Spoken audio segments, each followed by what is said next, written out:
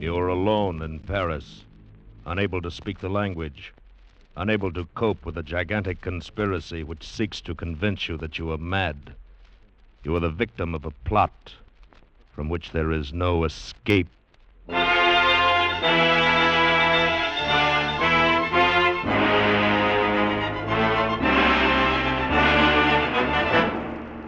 Escape.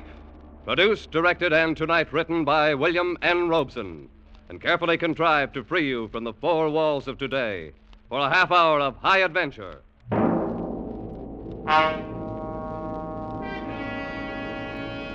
Tonight we escape to Paris at the time of the Great Exposition, and one of the recurring legends of our time, in Alexander Woollcott's version of the story of the Vanishing Lady.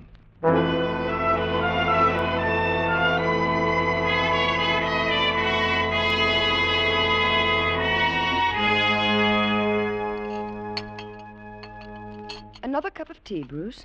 No, thank you, my dear. I just light up my pipe now and have a look at the Evening Standard. I'd like another, please, Mother. All right, Alice. Only one sugar, dear. We must watch our figures, you know. Oh, what nonsense. A growing girl like Alice needs plenty of sugar. See, Mother, Daddy approves. Perhaps. But Mother is still boss. Yes, Mother. There's a dear. Mother, Yes, dear. I've been thinking. Yes, dear. I've been thinking about my grandparents. Oh. I know all about Daddy's parents. How Grandfather Stanley commanded a dreadnought at the Battle of Jutland. It was not a dreadnought, Alice. It was a heavy cruiser. Oh, yes, heavy cruiser. And he got the VC, and how Grandmother Stanley was a volunteer nurse at Westerl Arch when the Zeppelins came over. And I know about your father, too, and how he died in India from his wounds, and how gallant he was at the Khyber Pass. But, Mother... Yes, dear. You've never told me anything about Grandmother Winship. Haven't I? No, and I'd like to know something Bruce. about... The child's 16. I think it's time she knew. But, Bruce... And you'd probably feel better to get it off your chest. What, Mother? What is it? Well, my dear, I've never talked about your grandmother because I've always half believed that someday, somehow, she would come down our garden walk and... I know it sounds silly, and explain where she's been for the last 20 years. Why? What happened to her? I don't know. And I don't suppose I ever will. Cynthia, darling, if it's going to upset you... No, Bruce, you're quite right. It would be best to get it off my chest, as you put it. As you know, Alice, I was born and brought up in India. And I was about your age when my father was killed in the Khyber campaign. Mother decided to leave India for good and return to her old home in Warwickshire. However, since it was necessary for her to go to Paris to attend to some details of my father's estate, she decided that we should leave the P&O boat in Marseille and proceed by train. You may imagine the timidity with which we two unescorted ladies traveled across France, without the slightest knowledge of the language, and without, indeed, assurance that we could find a hotel room in Paris, though we had telegraphed for reservations from Marseille. You see, the Great Paris Exposition had just opened, and the city was jammed with visitors from all over the world. You may imagine our relief when we arrived at the Grand Hotel Universel and heard the clerk speak in quite understandable English. Mademoiselle Winship, welcome, welcome. You will please to sign the register, air and air. You have our reservation? Oh, indeed, yes. Most fortunate, madame, that you telegraphed. For I have reserved for you the last room in the house. Oh, I'm so relieved. Here, Cynthia. You may as well learn now to sign a register for yourself. Oh, yes, Mamma. Where do I write? There in that line. Oh, yes, I see. Voila. You are fatigué from your journey, no? I shall have the boy show you to your rooms at once. Chasseur, chasseur! Oui, monsieur. Le parpement 342 pour mademoiselle et madame Winship, tout de suite. Bien, monsieur. This is your baggage, madame? Yes, these 6. Le voilà le bagage. Cynthia. Il y a 6 pièces. You'd best carry the little one with the medicine in it? Yes, Mama. Dis-moi, mademoiselle. Thank you. I'll take that one. The little red one. Très bien. This way, ladies. Keep your eye on that porter, Cynthia. I don't trust this Frenchman. Oh, Mama. I don't think he'll make off with our things. Here's the lift. Troisième étage. Troisième. Oh, I do wish we could have gone straight on to Southampton. But you'd only have had to come back across the channel to see the solicitor, Mama. We really saved time this way. I suppose I mean I wish we hadn't come to Paris at all. It's such a sinister place. Oh, Mama. Voilà, le troisième. This way, ladies. To the right. Attendez. Eh bien. 338, 340, 342. Oh, voilà. Entrez, ladies. Thank you. Oh, what a lovely big room. And look, Mama. French windows. And the park out there. Ladies desire. No, And the thank you. square with the Here. statues on it. Merci. Oh, and look Thank at the you, river ladies. over there. And those beautiful, beautiful bridges. Oh, Mother, it's something out of a book. Yes, my dear. That's the trouble with Paris. It's so attractive. But underneath it's evil. And look at the furniture. The gilt clock. And this lovely marble table. Oh, Mama, everything is so French. I'll be very glad to be on my way to where everything's English by this time tomorrow. Now, come away from that window and help me get into something comfortable. There's it, dear. Yes, Mama, of course. I don't know when I've been so tired. I just can't seem to catch my... Mama. Mama, what's the matter? Mama. Mama, speak to me. Here, I'll get you up into the bed. There. Now, let me loosen your corset. Here, Mama, here are the smelling salts. Breathe deeply, darling. Mama. The telephone. I've got to get a doctor.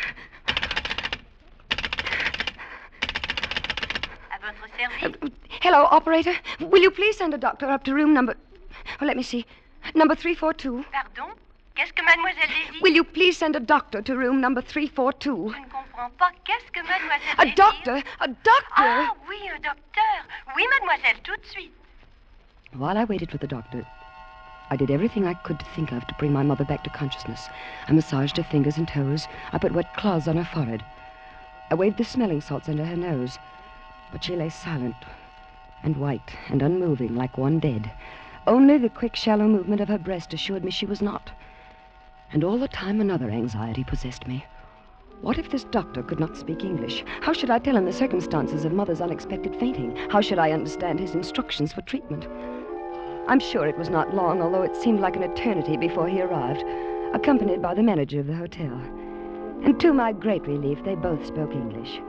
The doctor felt Mother's pulse, took her temperature, and did the usual things that doctors do. Then he turned to the tail-coated hotel manager. Parle-t-elle français? Pas un mot. Vous en êtes sûr? Tout à fait. Alors, je ne peux parler à mon aise. Monsieur, ceci, c'est une affaire très sérieuse. N'ayez pas l'air alarmé lorsque je vous mets au courant. Cette femme est atteinte de la peste. De la peste. Elle n'a qu'une heure à vivre. Je n'ai pas besoin de vous dire que While they ceci se talked in this connaît, language I votre couldn't père understand, I looked from one face to the other, trying to read from their expressions how serious my mother's illness was. But they were as casual as though they were ordering dinner. Finally, I could stand it no longer. They must. You must tell me. What is the matter with her? Mademoiselle, your mother is ill, yes. Seriously ill. It is a collapse, due perhaps to the strain of traveling. However, a week or two of absolute rest A week will... or two? We were to go on to England tomorrow. That would be out of the question. She cannot be moved for at least several days. Right now, she must have a complete rest. The next 24 hours will be critical. Oh, Mama. Poor Mama. No, mademoiselle, you must not break down, too. I need your help. Yes, Doctor. Immediately, I need some medicine. Will you fetch it for me? Why, yes. I but- must not leave your mother for a moment during these critical hours. Here, I will write down this address and a little message to my wife.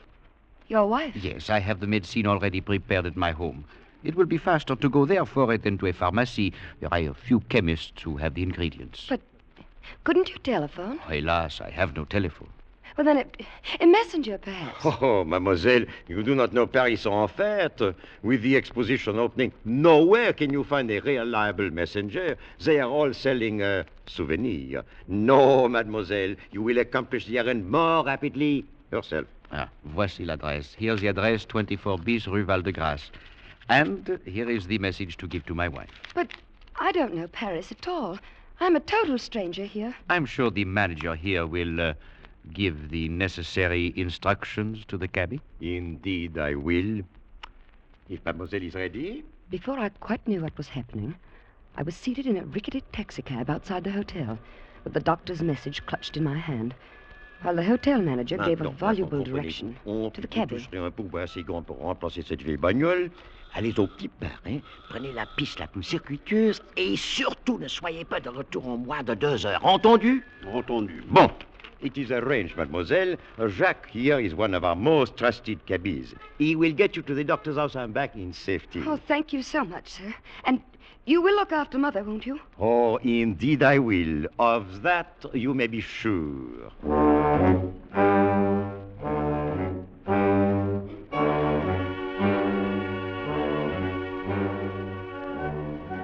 When we left the hotel, we crossed a huge square with statues around it and turned into a wide avenue which led up a gentle incline, at the top of which was a huge arch. But before long, we turned off to the right into narrower streets. It must have been 20 minutes later when we turned into another wide boulevard, and I saw another huge arch up ahead. Or was it the same arch? Driver! Mademoiselle? Haven't we passed that arch before? Regardez, mademoiselle, voici l'Arc de Triomphe, là-bas la Tour Eiffel et... Driver, I don't want a sightseeing tour. I want to go to this address directly, don't you understand? Please, now take me there at once. En fait, sans mieux, de la patience, mademoiselle. Paris, c'est une grande ville, voyons.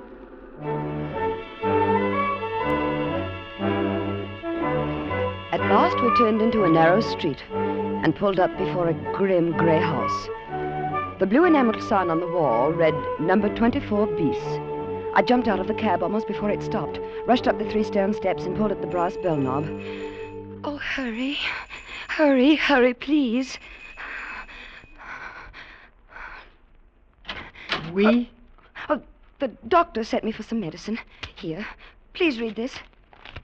Retenez cette jeune femme aussi longtemps possible. C'est de la plus grande importance pour l'avenir de Paris et même de la France. Oh, entrez, mademoiselle. Thank you. Quand vous ne pouvez plus la faire The doctor's attendre, wife stood there reading and rereading the note as though she didn't understand it. And until I thought I would scream. Oh, please, please hurry. Get the medicine. It's my mother. She may be dying. I must get back to her. Please hurry. Asseyez-vous. She pointed to a chair Attendez. and slowly walked down the hall and closed the door behind her. I waited and waited. And I wondered. Wondered about the time the taxi had taken to get here. About that arch that looked so familiar. And I was torn by the 100 nameless anxieties that torture you when your nearest and dearest is ill. And then I heard something that froze my blood. A telephone.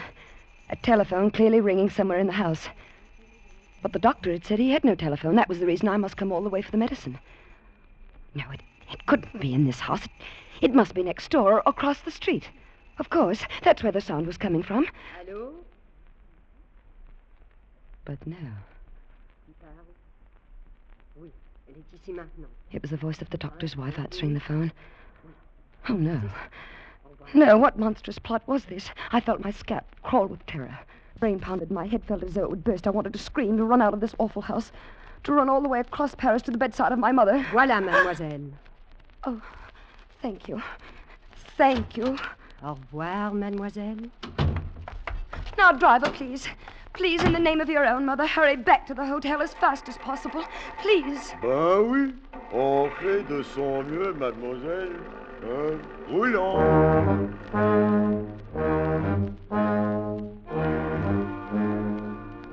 But my pleading was of no use. Either it was misunderstood or ignored. We crawled across Paris just as slowly as we had come, and I was certain I saw that same white arch 3 times. But at last we crossed the great square with the statues in it, and I knew we were close to the hotel. Please, please hurry. Enfin, de sang mieux, voyons. Just beyond the great square, we turned up a narrow street, which shortly entered a wide circle, in the middle of which was a tall, slender monument. The driver swung around the monument and pulled up before the entrance of the hotel, reached back and opened the door. Voilà, mademoiselle. I jumped out of the cab. And then I saw the sign over the entrance. It said, Hotel Ritz. Driver, you've taken me to the wrong hotel. I'm staying at the Grand Hotel Universal. Mais non, mademoiselle, je vous ai pris en Ritz, et je vous dépose en Ritz il y a 50 au I don't understand what you're saying, but will you please take me to the Grand Hotel Mais Universal? c'est ici que je vous ai pris, et c'est ici que je vous dépose. Oh, you stupid man, can't you understand? My mother is ill. You've taken more than 2 hours to get me to that doctor's house and back. Can't you understand my mother is sick, perhaps dying? Dieu, mademoiselle, les affaires ne me regardent pas. Donc, voici, allez, la I looked médité va me around. payer. A small group of passers-by had stopped and were listening curiously to the argument. Then they joined in and started taking sides. Everywhere I looked were foreign faces, strangers, enemies. And then, shouldering his way through the crowd, I saw a bare-headed young man in tweeds with a pipe clamped in his teeth. And before he had a chance to speak, I knew help had come. I say, having some trouble? Oh, thank heavens you're English. All right, you are. What seems to be the matter? I told him rapidly as I could, and he paid the mulish cabby. Merci, monsieur. Popped me into another cab. And 5 minutes later, we walked into the lobby of the Grand Hotel Universal. The manager was behind the desk. My mother. Is she all right? I beg your pardon? My mother, Mrs. Winship in 342. Is she all right? Mademoiselle must be mistaken. There is no Winship in 342. What? 342 is occupied by Monsieur Auguste Noailles, a permanent guest. But don't you remember me? I'm Cynthia Winship. 2 hours ago, you put me into a taxi to go to the doctor's house for some medicine for my mother. I am afraid that mademoiselle is mistaken. I have never seen her before in my life. Well, look here, what is this? No, listen, I swear it to you. It's just as I say. We signed the register less than 3 hours ago. We got in on the train from Marseille. Well, let's have a look at the register. Yes, I'll show you I'm in 342. Where is the register? It is there, mademoiselle. You may see it for yourself. See, today's date. 14 guests registered, but I don't see any mademoiselle or Madame Winship. Do you? No. What have you done with my mother? What have you done with my mother? Please, mademoiselle. You have done something with her. Please, I demand to mademoiselle, know I what should have you not done with my mother. ask you to leave the hotel. We'll get to the bottom of this. Perhaps mademoiselle is mistaken. Perhaps she is registered at some other hotel. No. This is the hotel. The Grand Universal. You were standing there when we arrived. You handed my mother the pen with which she registered. You came to the room with the doctor. You put me in the taxi. But I assure you, mademoiselle, these are fantasies of your Wait a minute. imagination. What is it? That bellboy there. He carried our baggage. He'll remember. Garçon. Oui, monsieur. Vous vous souvenez avoir déporté le bagage de madame en numéro 342 cet après-midi? Non, monsieur. There were 6 pieces, don't you remember? You wanted to take them all, and I insisted on carrying the jewel case. It was a little red one? Oh, non, mademoiselle. C'est la première fois de ma vie que je vois mademoiselle. This is never saw you in his life before. But this is monstrous. It's impossible. My mother is somewhere in this hotel. What have you done with her?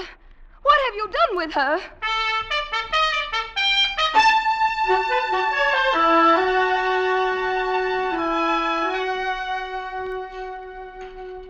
Now then, how do you feel, Miss Winship? Better, thank you. This soup was very nourishing. Well, won't you have something else? A salad, a bit of roast? Thank you, no. A cup of tea, perhaps? Certainly. Garçon? Monsieur? Une tasse de thé pour mademoiselle. Tout de suite, monsieur. I don't know how to thank you, Mr.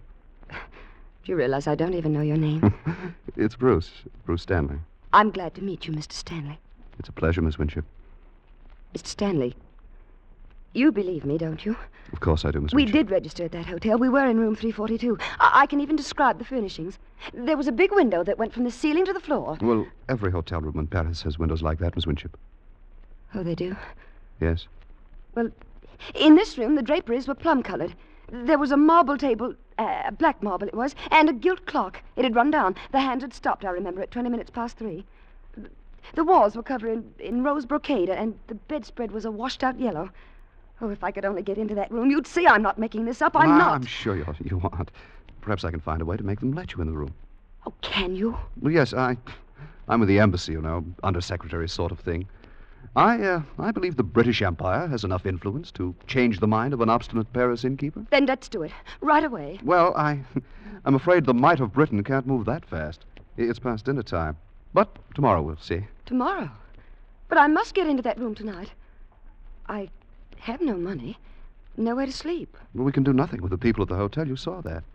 We'll just have to be patient until tomorrow. I'm sure I can find a room for you tonight in a pension near the embassy. You're so very kind. How can I ever thank you, Mr. Stanley? Well, you might begin by calling me Bruce. Thank you, Bruce. Thank you, Cynthia. Oh. What is it? I just thought of something. The doctor. The doctor? Yes, the one the hotel manager brought in to look after Mother. I still have his address somewhere here in my purse. Yes, here it is. Oh, we must go there immediately. He can tell us about Mother. Let's see. 24 bis Rue Val de Grace. Well, that's not far. It's just off the Boulevard Raspail near the Luxembourg. How long would it take to get there by taxi? Oh, about 10 minutes. But it took over an hour this afternoon.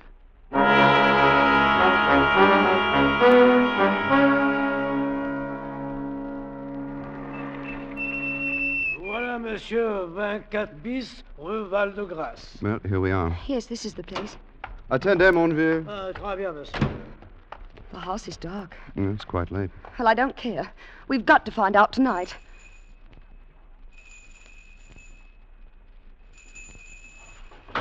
Qui est là? Qui sonne? Where is he? There at the upstairs window. Monsieur le docteur, c'est mademoiselle Stanley. Elle veut vous questionner à propos de sa mère. Stanley, je ne connais pas mademoiselle Stanley. He says he doesn't know you. But he must. Doctor, don't you remember this afternoon? You sent me to your house for medicine for my mother. Je ne comprends pas l'anglais. He says he doesn't understand English. Oh, the liar. The dreadful liar. He does. He speaks perfect English. Et vous, jeune homme, je vous conseille de ne pas déranger le repos des gens comme il faut et de vous en aller avant que je n'appelle la police. I'm sorry, Cynthia. Oh, Bruce. What am I going to do? What am I going to do?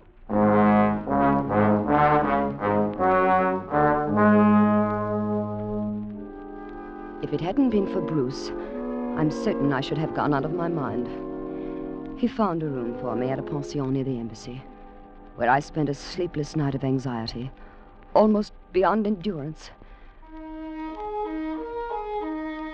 Bruce called for me at 10:30 the next morning and took me back to the hotel.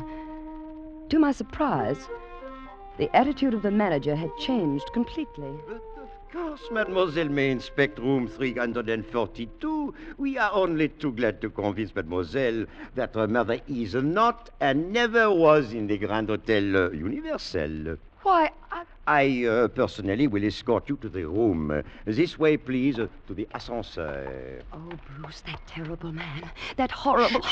Cynthia, don't let him upset you. Monsieur, 3e étage. 3e, monsieur. Now, remember what I told you last night, Bruce. You'll see plum-colored draperies, black marble top table, rose walls, and a gilt clock with the hand stopped at 20 minutes past 3. You'll see. Yes, Cynthia. Voilà, le 3e. This way, gentlemen. It was room 342 you wish to see, mademoiselle? Yes, that's right. Third door to the right. So. You see, Bruce? I know where it is. Yes, my dear. Here we are. Voilà. Enter, please. Now, Bruce, you shall see the yellow bedspread. Oh. Not quite the room you just described in the elevator, mademoiselle. The drapes are royal blue. No. Oh, a little dusty, I fear. I must have this room renovated. You see, there is no marble top table. No. The clock, as you notice, is running. No. And right on time, it seems. The walls are not rose bouquet, but yellow flowered wallpaper. No. Now, my dear mademoiselle, you see how thoroughly mistaken you are. No, no,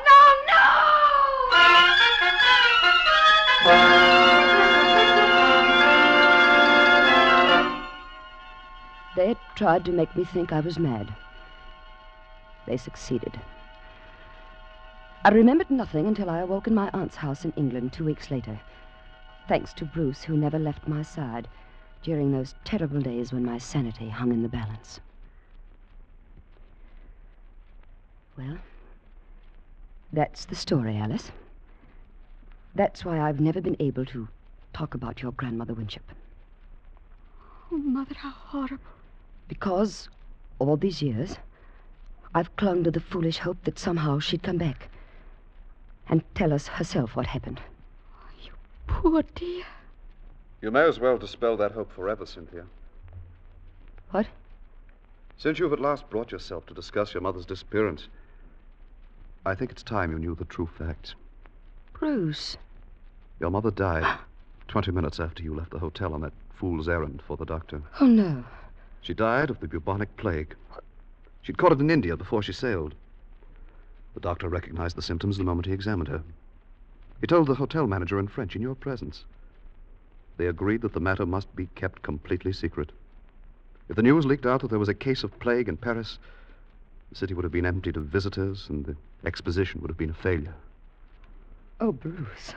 The conspiracy of silence began in the hotel. The bellboy was paid to claim he never saw you. The taxi driver was paid well to take you to the doctor's house by the most roundabout route. The note to the doctor's wife advised her to detain you as long as she could. And the taxi driver added his own imaginative touch by returning you to the Ritz instead of the Universal. I shudder to think what might have happened if I hadn't come through the Place Vendôme just then. But you didn't know. Not then. When did you find out?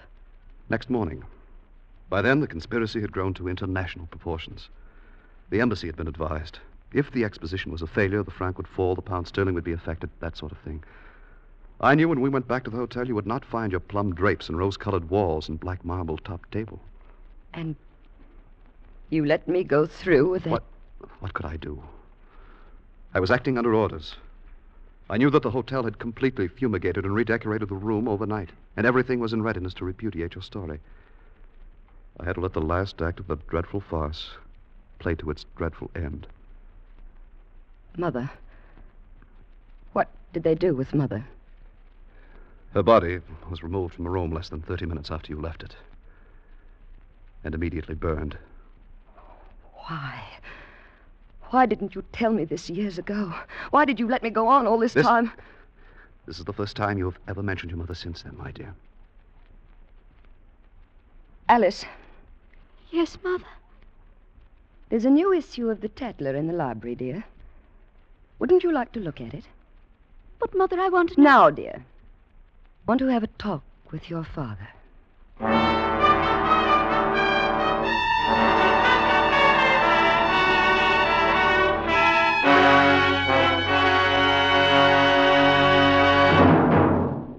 Escape, produced and directed by William N. Robeson, has brought you The Vanishing Lady by Alexander Woollcott, adapted for radio by Mr. Robeson. Cynthia was played by Joan Banks. Bruce was played by Hy Averback. The hotel manager and cab driver were played by Ramsey Hill. The musical score was conceived and conducted by Cy Fewer. Next week... You are deathly afraid of snakes, and between you and a fortune, between you and escape, yawn the white jaws of a deadly cottonmouth.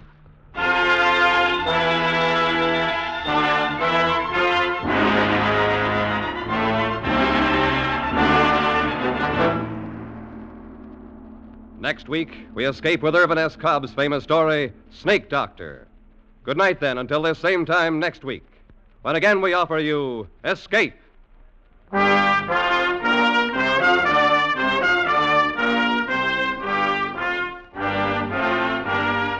This is CBS, the Columbia Broadcasting System.